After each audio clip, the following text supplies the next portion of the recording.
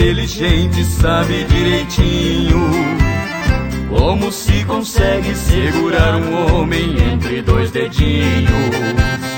Na hora do amor, nem sempre seu choro é realidade.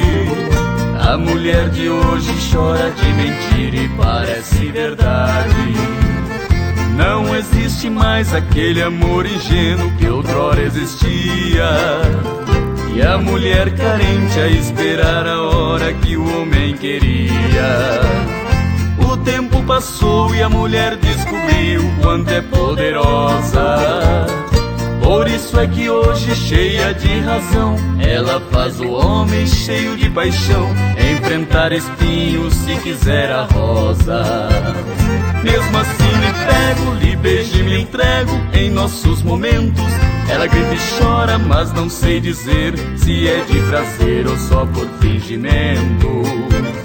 Mas pouco me importa se a mulher de hoje chora por chorar. O mel dos seus lábios me deixa de porre, mesmo que ela chore só pra me agradar.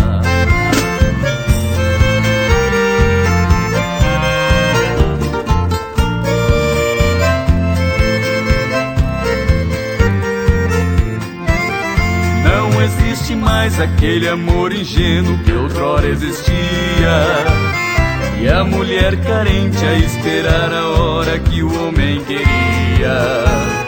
O tempo passou e a mulher descobriu quanto é poderosa. Por isso é que hoje, cheia de razão, ela faz o homem cheio de paixão enfrentar espinhos se quiser a rosa. Mesmo assim me pego, lhe beijo e me entrego em nossos momentos. Ela grita e chora, mas não sei dizer se é de prazer ou só por fingimento.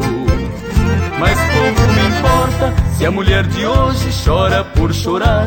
O mel dos seus lábios me deixa de porre, mesmo que ela chore só pra me agradar.